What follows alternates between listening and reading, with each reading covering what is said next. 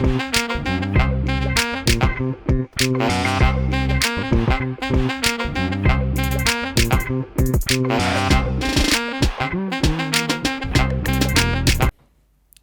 right now, right, so many people in our society, or in right now, they're kind of focusing on the economic challenges in life, and they're kind of forgetting their health and wellness. And you find that so many people right now are obese, or are getting infertility problems. They are getting mental health problems, and nobody is kind of talking about it right now, especially youths. Mtu anasema ni watu wadogo, but at the end of the day, it's kind of it's a struggle for every single, not everybody, but almost everybody, right? And that's something that we really need to talk about. It's crazy right now, people are kind of suffering health wise. Ni kweli. Ni ukweli bila kujua, hata wengine unapata maybe they don't know the suffering yet. People actually don't know it's a pandemic, but they don't know it's a pandemic since COVID hit. I think it's not like something happened after COVID. It's something that has been in our community and our culture. But wait, just before you even continue, maybe we should introduce ourselves, because we have a guest today. Sisi tunajulikana, the normal culprits. So yeah, we normally bring someone to beautify the set. Si tunakaa vibaya, so would you introduce? You guys. My name is Nangesian. What else should I say about myself? Nangesian, how do you introduce yourself normally? It depends. It depends on my environment and the people that I'm chilling with. But in this environment, I'm Steven's friend, and now we're a family. I think Nangesian is enough. Karibu sana. Thank you. Steve hapa. Steve Vosti, mzee mnyama wa mama analia na kushaga meno kila siku. Charles hapa hivi. Drew. So as we were saying, right, we need to speak about it. You were saying something, Nangesian. I wanted to talk about the health and wellness topic. You said that it's after COVID that people are maybe getting this realization, but at the end of the day, it didn't happen after COVID. I think it's just something that we've been ignoring, and something that we do not prioritize in our culture and community. And when I say our culture and community, is the Kenyan, or even, it doesn't matter what tribe you're coming from. Like, we just see it as weakness if you think about your wellness. And I mean, I think we do have a tradition of being healthy and eating well, and that's been in our traditions. But as we grew and industrialized, we started thinking of it as maybe just, if you're thinking about, especially with mental health, it's like, if you're thinking about your mental health, then maybe you're not strong enough to cope with the situation. To cope with it, you're not strong enough to push through it. So I think it's a new conversation that we should be having. But it's something that we can also like attach to, like, how are people, back in the day, like our great grandparents, how are they dealing with this stuff, because they were also dealing with it. And I think it's important that we look into how they handled it and how we can do it better, and also like adapt from what they were experiencing and how they were dealing with that stuff. I think some most of let me talk about our way of eating, right, as it affects our health and our socialization in the community, right? So you'll find that since I was born, my parents knew that ugali was something that you must eat. Makes you stronger. And I right now, like, if you see a packet of unga, you know that these will make me strong. but that's a fact that is not even been His Luo also. So all the Luos ugali. they will crucify me on because of that. Plus But it's a staple food, right? it's a staple food. Yeah, It was affordable then, and even meat, we were told that eating meat makes the meal perfect.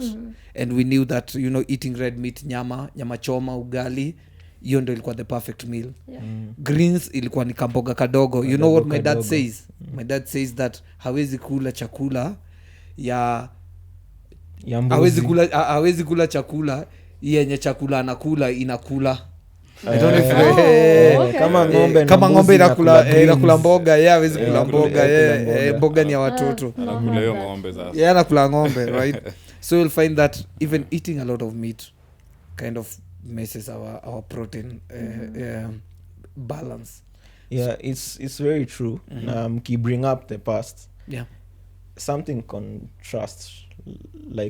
somehow contrasts in the sense that lately kuna maugonjwa zina come up, and it's because of what we are eating now, processed food and stuff. Okay. But unapata wazee wa kitambo hadi age wise they were living to way older ages than most of our generation. Na maugonjwa zenye zina come up saa hii hazikuwa kitambo kwa sababu ya zile vitu walikuwa nakula. Ni wase walikuwa, unajua saa hii si normally, as in kama hauna nyama kwa meza, it's like that's not a good meal. Yeah, you are poor. Yeah, you are poor. For them, they were surviving on what was available kwa shamba kwa sababu hizo ndo vitu wamegrow nazo. Huku we are living in hapa shamba, kabla uone shamba hapa ni all stones and whatever. So kabla uone shamba, forest of stones. Kabla uone shamba ati uende kuchukua kitu kule, it's hard. For them, they were getting things like sorghum, millet. So na feel for them, they were living healthier. Na kuna hizo staple foods za kila mahali. Mlami kwao ilikuwaga ametoka kwa viazi. Amekula viazi sana. Sana. We kwenu ilikuwa nini staple food? Ugali. Samaki. Ugali fish, ugali nyama. Beef was kind of everything for us. I think what you said makes sense because like the way walikuwa na produce your food, like it was literally from farm to table, and that's way healthier than what we're eating right now. That's one of the reasons why I was vegetarian and then vegan eventually, and then from vegan to vegetarian. So because of how food is being processed, how we're what is the difference? Sorry to cut you short. Kindly vegan and so vegan is basically you're not taking any dairy products. So there's no milk, there's no eggs, cheese, all that stuff. And then vegetarian is you can have the dairy products, you can have eggs, you can have cakes, but you do not want, you're not eating beef and fish. I'm sure uko unajua. Mpigie tu makofi. Most of us didn't know that. Actually, that's a good one. Yeah, because I don't think in Africa people have really embraced the vegetarian culture, way of living, but in real sense, right now ile maziwa yenye tunakunywa ya ng'ombe is the same maziwa yenye mama anatoa. Maybe ni different kwa sababu ya maybe body structure. It's not the same. No, it's like ya ng'ombe ni ng'ombe but you can imagine mama wako akweke maziwa kwa kikombe akwambia baba pika na chai. So ukienda nasikia mama amesema. So ukienda kukunywa maziwa ya ng'ombe kidogo, it has a lot of lactose, and the more unaendelea kukua mkubwa, the more you are not supposed to drink milk. Actually the older you grow, mwili yako inachaga kuproduce hiyo nini na cut down the milk, the protein in milk. So si ungangana nayo, napika nayo maziwa ya chai daily. But it affects us. Si hata ku-affect, we can't break it down. Inafikaga point mwili yako haiwezi break down as much as easily as it used to when you were younger, when you needed it to grow. So we should stop drinking milk? No, that's not what we're saying. I think we just need to realize, like, this is we're not okay. Cow's milk, let's say, just to simplify it, is cow's milk is meant for baby calf, right? Okay. Yeah. A baby cow. Mm-hmm. So why would it be healthy for us? Why would it give us more nutrients? And I don't really know the science behind that, but I think at the end of the day, you had your mom's milk and you're drinking your mom's milk, and then the cow was drinking their mom's milk. So how does it make sense that you're drinking The the cow's calves- milk Yeah. and that works for you? Biologically, that just doesn't make Makes sense. sense. And But it is something, sorry to interrupt you, No, but no, it is something that, I mean, yeah, we can do it and we can drink cow's milk and it's fine, but eventually our body is not able to break it down anymore. yeah, break it down efficiently. And that's something I think our society needs to think about. Should you go and drink your mom's milk when you're like 20? No. But Not possible. but okay, I wouldn't drink the milk, my mom's milk, but I would want to nyonya the tap. Not my mom's, not my the mom, tap that but produces your mom's milk. not my mom, not my mom's milk, Eh. my baby's milk. But I think at some Always point, yelewa. Oh, no, I understand quite clearly. I think I know. But okay, kusolidify hiyo point ni hatusemi watu wasikunywe maziwa, Okay. drink, but si ati lazima daily, si lazima kila saa. Okay. Kuna nutrients una get, as in we don't expand on knowing what you are eating inakupatia nini. Okay. So si stick to normal. Hata unapataga wase wameandika menus in the house ati week to week they eat this, morning this, hivyo. Like, do you know what you're eating ina add value gani kwa mwili yako? Exactly. I think on the same note, tunafaa to rotate what we usually take in. Like it doesn't have to be the same thing over and over again. Because at some point I think ushaisikia maybe kuna mse akuwa na allergy ya kitu. Alafu with time mwili inakuja Yeah. anakuwa allergic. Allergic to So I think at some point mwili inakuwa intolerant to some things that we tunarudia like on a daily basis. Yeah. Like vile umesema nini timetable ya food. Unapata hii wiki ya kwanza, ya pili, ya tatu ni cycle inajirudia. Yeah, and you put it up hapo kando ya fridge na hiyo cycle utakaa nayo 6 months down the line mnakula to the same thing. Probably mtaichange ile siku mtahama, utaona bedhea kapepa kalipotea, tuandike ingine, mnaanza kuandika ingine. Na saa zingine hata ukiandika you won't even follow it. Na hiyo cycle, if you don't know what you're eating, if you don't know, unapata saa The zingine proteins that you're getting. unapata saa zingine you feel lethargic. Is that the term? You generally tired. Yeah, I Ujui na niju ya kukula. Another habit tunafaa kubreak away. We eat, si ukula na timetable. Like ati kuna breakfast, Lunch. kuna lunch, kuna chai ya saa 10, kuna dinner. Wedina alikujanga na hiyo. Nani alikama up na hiyo kitu? Si I think unafaa ukule Waluya. unasikia njaa. Ama when you're hungry. yeah, you should eat when you're hungry. Sile Because mwili food nataka. ni Mwahanin food ni safi. sustenance. Yeah. Si But kukula unini. I think we venye mse amesema it's very important kukula saizo konja when you need it. Sisi tunakula juu ya time. Ni saa 7 sijakula.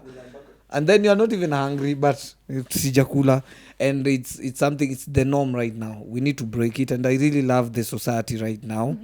The society that this generation that is here right now questions so many things. Like the way I'm a question, why do we have to drink breakfast? Do we have to have lunch? Do we need supper? No, we can eat anytime we feel like eating. Yeah. Right?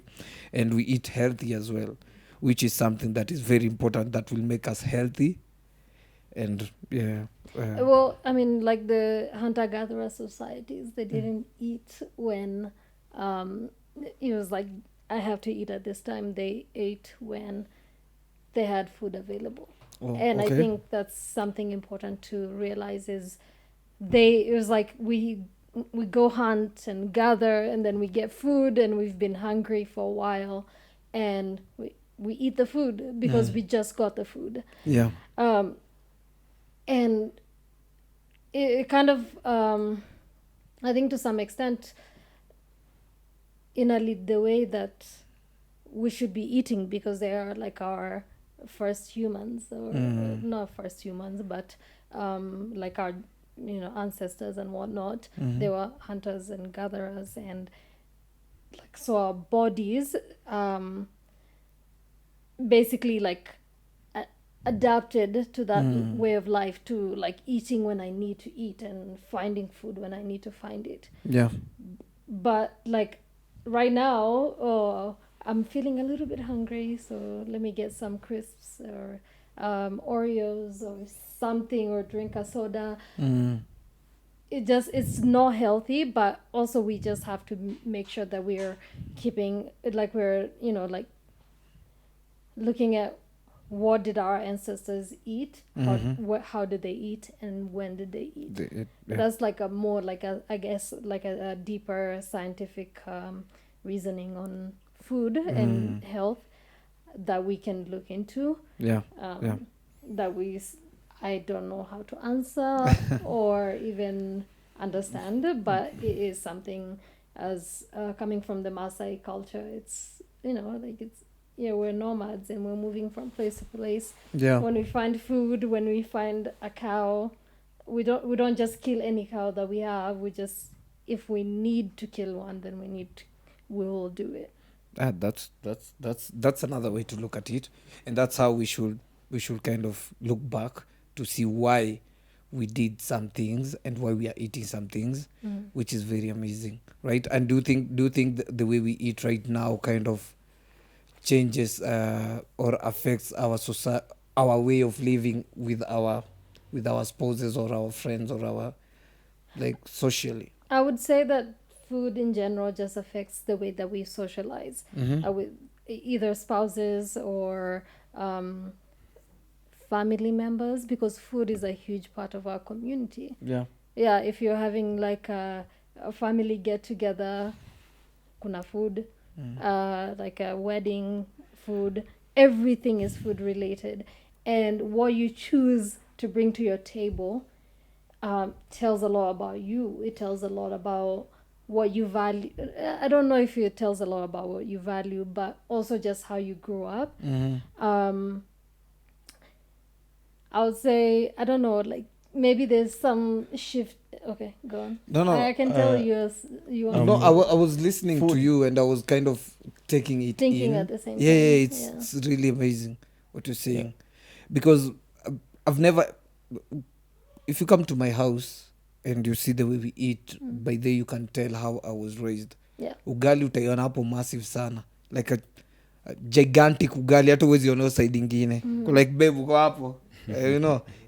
So because tulizoea kukula ugali, right? Fish, maybe we don't even eat fish because we need the proteins. We eat fish because it goes well with ugali. But what we're talking about right now is like the fact that food can really affect how we eat, and how you take care of yourself can affect my relationship with my spouse or my kid, right? I'm so fat. I cannot take my son for strolls. I cannot do styles, when I'm with my with my spouse. So far. No. No, he's I'm saying like it's an example. Yeah, so I'm so big. I was about to be like, I get where you're headed, but I think kitu tumefanya na food, we are social beings. Okay. And we make food the center of every social gathering. Alafu unapata the beauty about our country is the different cultures. Okay. Kuja kwenyu mtatupikia what you guys know. So kuna hiyo interaction ya cultural. Kuna hiyo interaction ya I'll eat what is your staple food, you'll eat what is my staple food. So kuna hiyo, as you grow una explore. Unapata all along, personally, if I say me, my mom, we never I ate fish when I moved out for the first time ever. Where did you grow up? Not even about the neighborhood area. or whatever. My mom disliked fish hata alikuwa and she had a very high sense of smell. Angeingia kwa nyumba asikie Fish. noma hiyo sufuria itupwe ama whatever. So me, I So was the same way as yeah, a Maasai so- growing up. so you see for me where I come from sikuwa exposed to fish, so nimeanza kula fish sahi alafu nile kitu unapata kumbe ni poa hivi. I've been missing this all along. So unapata since unajua this kind of life ati I have to get proteins only from red meat, I have to get proteins only from githeri. There's proteins in other things. Yeah. So mi sikuwa najua hiyo side, but the more kitu na appreciate sahi ni the more naona this wide variety of foods and trying to learn what each and every food gives you to your body. Na benefit yake naweza taka to live in such a society. But unajua which is one way, it's a very good way ya kuangalia but mi sipendi venye mnasema mpendi fish. Mnani offend vibaya sana yani. Sahi napenda fish mbaya.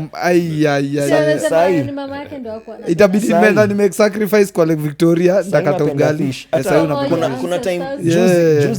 juzi tu we were at my dad's place. So he has a kitten. Anaibaianga maziwa na omena. Okay. So mi nimeingia huko napata omena nashindwa something we never saw in our house. Nashindwa pia unaanza kula omena, niambia ni ya paka. Nauliza sis, tunapika hii ati ni ya paka. Mi hata siwezi guza, sis yangu hawezi kula omena, tulimwambia tutampikia tumpatie. Wewe ni mtiaji. But Guy. I have to say one thing about omena. Like, I love seafood. Lakini omena hapana hapana. usiseme hivyo Hapa usiseme hivyo Tayari kukufa.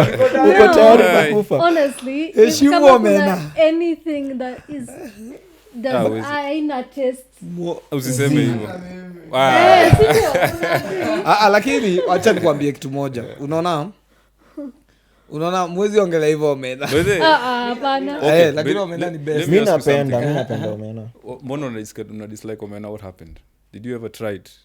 Oh yeah, And I then tried it. That's hapo ndo And I didn't disliking like it and I said I think no haikupikwa forever. fiti. 'Cause most people Alichemsha maji moto. most people wanachukia Hapana, omena. no. Like nimetried different ways. Me- I tried to give it a chance. Maybe Manase should one day. No, wacha hata umeenda mbali. This guy cooked for us omena another day hapa. Ilikuwa tamu sana. Waambie tena, waambie mimi nafanyaga nini. Ni ukweli venye Chalo anasema na omena kama umepikiwa vibaya utaichukia. Mi kitu ilifanya tuichukie place tulikuwa tuna stay. Kuna wase walikuwa naipikaga karibu daily. Na walikuwa kwa stairs tu ukipita unaisikia. Please viewers. Omena unakula kidogo na ukuli kila siku. Alafu sasa Tafadhali. Alafu so unaona mi nilikuwa najua na hiyo smell mbaya, so hata sikuwa nataka kuitry. Alafu first time nikaitry haikuwa imepikwa ile poa, so I was always putting it off. But nikiona wasee nashindwa venye nasema food na social gatherings, alafu uko na wasee unaona kila mtu anasifu hiyo omena, nikasema ni try. Aya, my wife she makes amazing omena. The first time alimake yendo alianza kuniintroduce kwa omena, fish. So nikaanza kuilike. So seafood ndo ikae classy seafood. So hata jana we had seafood. Lakini what I'm trying to say, unaona tumeongelelea health vipoa sana. Na kitu ingine tunafaa wasi wanafaa waelewe, kuleni greens, unaona mamboga hiyo ni but nilikuwa nataka sana to expound on najua mbona umesema watu wakule mboga, to expand on wellness. Niwaambie kwa nini umesema juu omena ni a very big topic. Ningependa tuonge wellness sana right now. Ilikuwa inasemekana that kitambo anytime mungetry kuhave mtoi na your spouse ikuwe mtoto hakuji, nani alikuwa anablamiwa sana? I mean, I think the woman or the man. Kitambo, the woman kitambo, right? Na ilikuwa hata nini ifanyike, nobody looked at the male or the guy, right? So right now ulikuwa unapata right now ilikuwa inasemekana so many men wenye wanaenda kwa inaitwa fertility test. Fertility test ndio walikuwa wanapata that male, a lot of male wako na low sperm count. do you think story ni wellness? What is the problem there? Ni nini inafanya mavijana sahi upata hata 20-year-old akona low sperm count, ana bit meat sana ama ni nini? Shida iko hapa. Inaweza kuwa related na what you're putting into your body. Yeah, exactly. So what are they putting in their body? What do you think can be the problem? Is it how they let eat? all the men answer, Or and is then it, I will go is after. it the way we eat? Is it the way we do our training? Is it the way we live? Is it the alcohol we take? Is it what are we doing wrong? I think it greatly lies on our intake. Bado ina down to food bado. Like there's specific foods. Kwanza kenye tunafaa tujiulize, what is healthy living ama healthy. Because most of us wasomanga tuna eating healthy because we drink water, but tunakulanga the same food over and over again. But let's find out what our body needs. Because unajua pia there's a way mwili yetu ina communicate na sisi pia, and we don't like totally. From maybe resting, kulala, nini. Unasikia tu umechoka, yani there's a way like mwili ina communicate na wewe. But we don't listen. But we don't listen totally. So I think it's upon us to find out what do we need. My body inataka nini. On your question, the nini, what you've asked, I think yes. I think ukifanya research yako poa, utapata certain foods they greatly contribute to that. Mina feel the processed food.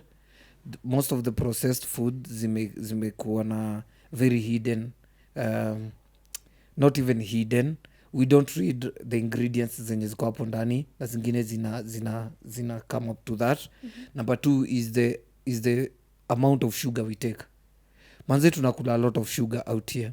Yeah. Everything yenye iko, hata peanut butter iko na sugar. Hata ukienda tu kwa supermarket, look at the ingredients, hautakosa vijiko kama 10 kwa certain very simple product like tomato paste. It has a lot of sugar. If you look at Coca-Cola, the one that we drink, it has 14 scoops per cup.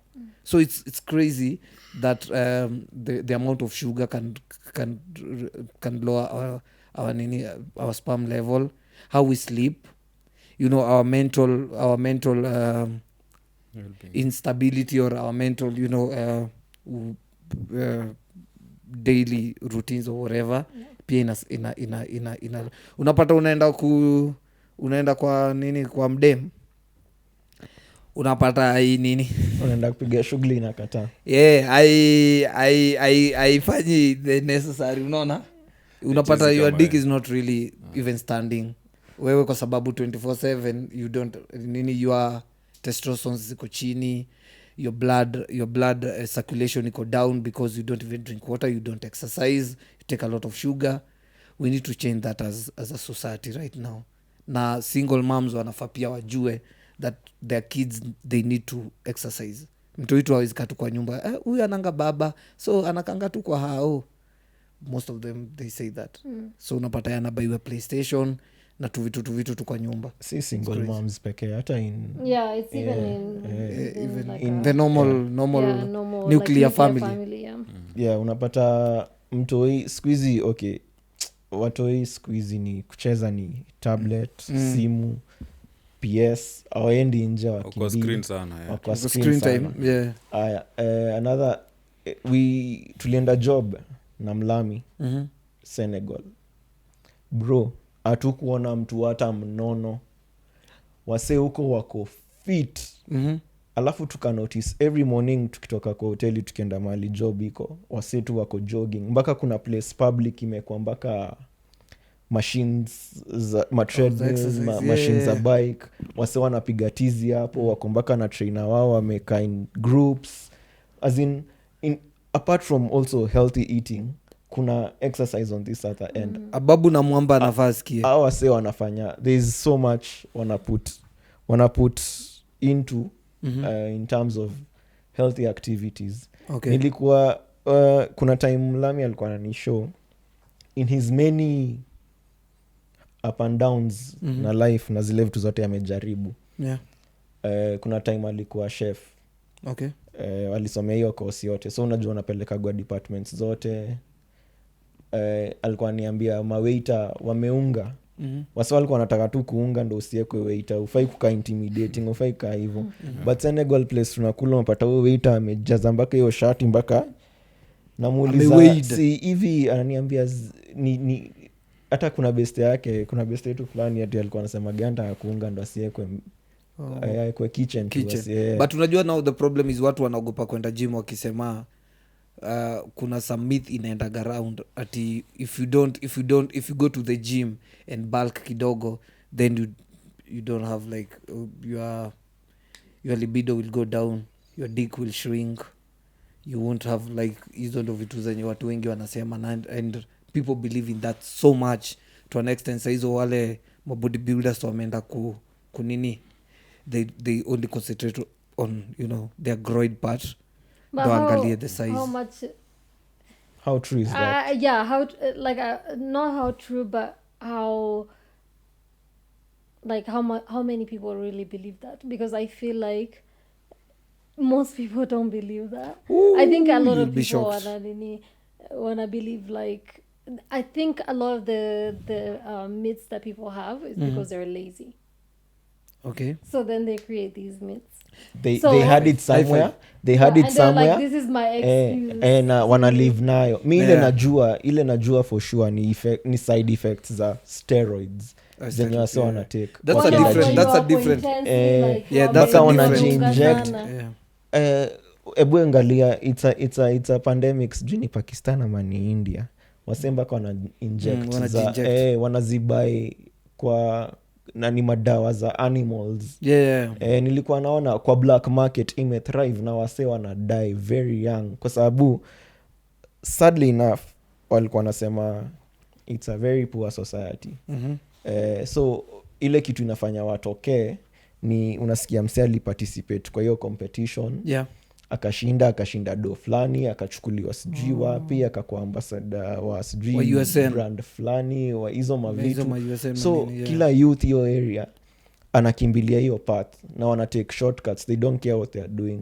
Hata wenye walikuwa nadu hiyo research hiyo docu walikuwa wanaenda mpaka kwa streets, na msee mmoja ni reformist, alikuwa in that life lakini anajaribu kueducate youth you can also bulk in a healthy way. In a healthy way. So walikuwa wanaenda mpaka place unapata anakuambia ile joint ukienda ulizie utauziwa, na ni kwa soko unapata mama wa mboga nini anakutolea hapa chini.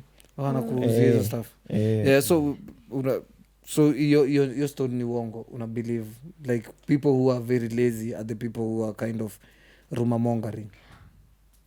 I think that applies to a lot of things that happen. First of all, since I'm the last one to comment on the infertility issue, I'll comment on that and say that I think that it depends on your genetics, the way you're raised, the way you ate, like we all said, your where you are raised.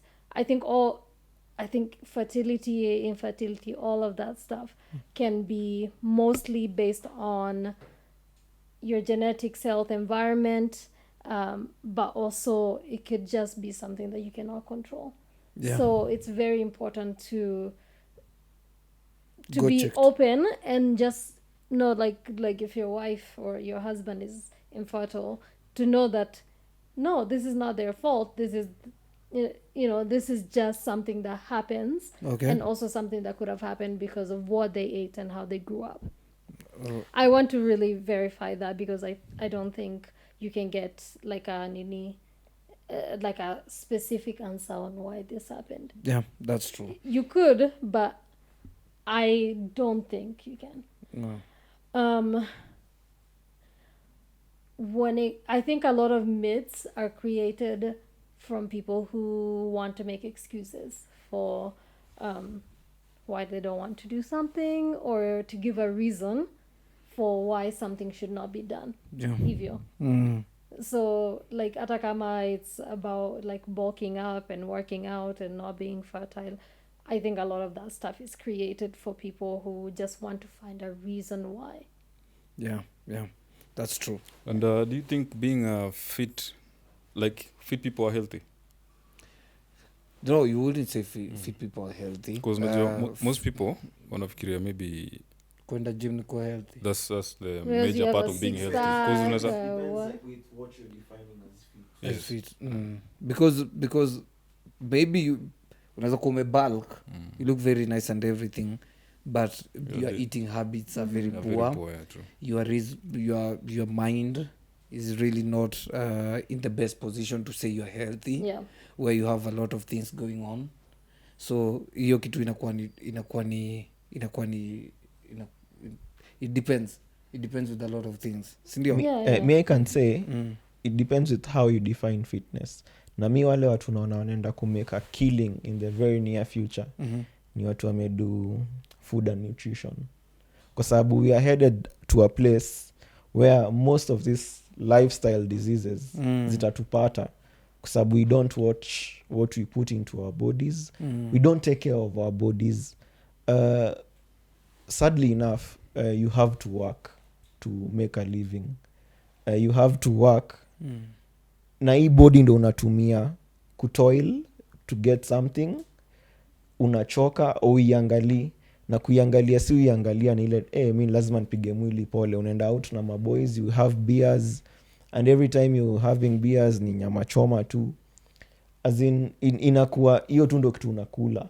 You don't really take care of your body. You don't really take care of your body. I think it's something we should look into. Mi hata nasemaga naeza taka sana kupata nutritionist, tukae naye chini aniambie you can substitute this for this and itakupatia the same value.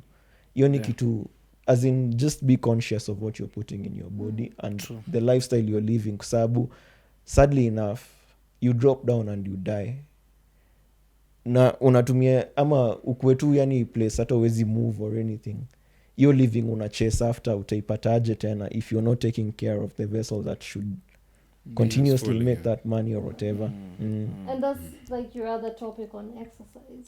Yeah. It's very important, like, and we don't put much. I think now, like you're saying, that most people are playing video games nini, like they're just sitting around hours and hours on nini, TikTok, Instagram even, and that really influences how you are going to age. And by the time you're 70, you're not going to be able to like play around with your grandchildren because you've been sitting and you've not been exercising your body and challenging your body, and that's really important, to challenge your body. I think maybe the bodybuilders, they over challenge their bodies, I don't know, but it seems like it because you're stretching way too much, but you need to constantly, just the same way with immunity. Sorry. Yeah. I thought like the way when you, I know a lot of people want to protect their children from getting diseases and viruses, and not viruses really, but more you have to be safe, everything has to be clean. But at the end of the day, your body needs to get those germs so they know what to fight. And it's the same way with building immunity. Yeah, building immunity. And if you're pushing your body and you're making it work and learn that there's a lot of things that it doesn't know and it can grow from, is really important to health and wellness. So as we are winding up right now, right? Maybe I should just give my closing remarks, right? So I think we really need to respect this body. It's a machine that is supposed to be pushing us the rest of our lives, and once you're gone. There's no any mechanic who can bring you back, right? So we need to respect it. We need to kind of detoxify whatever we eat. We need to understand what we are eating. Even the GMO that the government is trying to push in our systems, like, we can just shun it by kind of knowing this is not good for my body, I'm not taking it, and take the one that is good. Let's go back to yams, cassavas and whatever. Let's stop drinking. Let's reduce drinking milk and a lot of alcohol. just be cool like vosti wamama analia. Yeah, mi yangu niko umeisum up bado. It's all about just listening to your body. Listen to whatever your body is like. It communicates with us like on a constant motion. So be it sleeping maze, let it be the 9 to 6 vile iko recommended with Get enough rest. Yes, get enough rest. Nutritionist, see like be so conscious of what you're eating, because at the end of the day, yeah. I think we should, in short, we should just tupe mwili yetu like topmost priority, because imagine the day you're born mpaka saa hii your heart has been pumping, yani it's in a constant motion miaka hizo zako zote, so I think it's a good way we give it a priority. Yeah. You Stevo umedecide kuwind up haraka sana. Kuna kitu nilikuwa nataka tuguzie Okay. Before to wind up. Ni venye director ameniambia time hii. Ataenda home. Tunaweza shoot the rest na simu zetu. So nini ile story Say it in 20 seconds. Yeah, we'll keep it short. Story vitamins and supplements. Okay. What's your take? Oh, okay. So How people are popping multivitamin pills and supplements. What's your take on that? I generally believe in more like a natural substitute. I think going back to our society, hunter-gatherer, and how they were healthy and they were able to live a long life without any additional supplements. I don't necessarily think that it's healthy. If you even look at communities right now who are living in all these like the Amazon forests, and I mean they are taking things that are way healthier than what we're taking. So, but they're not taking supplements or anything that's created from that's manufactured. Manufactured or overly processed. Yeah. I think in general, like I like medicine and I appreciate what it does, but si kitu enye we don't need to. I think you can find a lot of that stuff from natural foods. Yeah. And I concur with her na kabisa 100% kwa sababu as much as you know I give my son supplements is because the doctor and not even a nutritionist but the doctor and the nurses wanakuambia listen, so this will help your child with this growth sijui nini, so I believe them. I'm not a doctor, I don't know, so I believe them. I give them Scott's Emotion, I give them what else, like gummy vitamins and whatnot to help them boost their brains and whatever. But if I can substitute it, I would, right? But that's another topic to have is how our health system and how the hospitals and how doctors influence the way that you take care of your child. Yeah. Are they marketing some products, or are they kind of really wanting to help your child? So that's something that we can talk about later. Later. But, yeah. I really respect all the doctors. That's why niko hapa na watetea tuko pamoja, but in real sense nikaambiwa yams inasaidia kama mi naambiwanga uji power. I drink a lot of uji power. Unakunywa na njugu na uji power. Unajua uji power? Unafaa upewe advert hiyo fulani. Moja tu utajua. So on supplements, I don't think it's necessary. Like, it doesn't have to be necessary. Because at the end of the day, I think our bodies are like, I don't know, uende kwa doki. The temple of God. Yeah? Yeah, ni moja. I don't know, uende kwa doki. I think the body can heal itself. I think it's all natural. Unless maybe, in your case, maybe you have a kid and then a medical practitioner may advise, like you give them. That's the only case I can consider. What I can say on that topic is too much of something or something in excess can lead to serious problems as well. Yep. Kitu watu wajui, hizi vitamins ndio ni sawa, but zinapeanwa in like the name itself, supplement, kusupplement Something that's missing. that's something that is missing. Not really missing, something that is maybe iko tu kidogo, but you can get it in your food. Ni ile tu kuiboost kidogo, so wase misuse, unaipiga daily na bado unakula hiyo food yenye mwili yako ina process, inatoa those minerals and vitamins, so inakuwa in excess. And ikiwa hivyo excess inaweza lead to serious problems. So naweza taka tu wasewa hiyo kujua, is it really necessary, ama ni staki kuingilia health system yetu, but tunajua mali tuko they push for profit a lot. Yeah. Okay. So we should also check into that. Kuna natural way ya kuget hiyo kitu ukiintroduce kwa body rather than just popping pills every now and then. Hata nilikuwa nasoma ingine ya story ya vitamin D. Kuna zililetwa places kama zile places unasikiaga winter last sijui how many months, hakuna hata jua, so they have to They have to supplement. Yeah, exactly. So si una take tu kitu kwa sababu unaona na codeine yes ni madawa, unapeleka kwa madawa, but in the same sense she said dawa ni sawa kusaidia mwili kufight hiyo ugonjwa yenye imekaa, kwa sababu in a way easy do on its own. So it's not bad, but inafaa kuwa tu unacheki hiyo conversation anaongelelea, it's very big and we need to talk about it. We need to talk about supplements and what we take in our body as supplements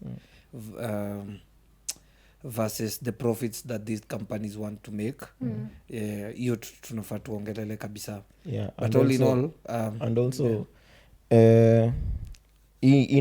naachia mfikiria baadaye, something to talk about these places that sell these juices. Unaingia unajua shida wa Kenya, msee mmoja akifungua biz kila mtu anafungua. So unapata msee mmoja amekaa na idea poa sana, amegoogle ama amefanya research yake, ama hiyo ndo field yake, ameget benefits za hizi vitu zote, akaamua kuzimake in juices na anapatia wase, which is good. Msee mwingine aone msee anauza sana, uende tu print tu kitu uweke. Do you really trust those people buying those juices or whatever? Wako kwa barabara, wako everywhere, wanaziblend, wana mix nini wamekuandikia hapo kitu inasema. Wewe mwenyewe umejifanyia hiyo research ukajua ni ukweli hiki tunakunywa inanisaidia hivi, iko na kebs. Point to ponder. I'm going to ponder. Yeah, I mean, I think the last words, most important thing is you do your own research. You you listen to your own body, have balance, and just do your own thing. Like, I don't think just because someone America like something, it's healthy, blah blah blah. No, like there's so much information on Google, and we do take advantage of it to some extent, but not in a healthy way. So just do that. All right. Thank you listeners, thank you guys. Today I'd love our guests to tell people to subscribe actually. Subscribe. Tell people to subscribe. Well guys, I would love you to subscribe if you want to hear more of what we're going to talk about or they'll be talking about. Make sure to comment and also like and put that notification button on so you're notified when we have any videos coming out. Uni rubadiri. Sawa. Asante sana. Leo tumekuwa serious kwa sababu manzeni health. Hatutaki jo watu ya ukimwi.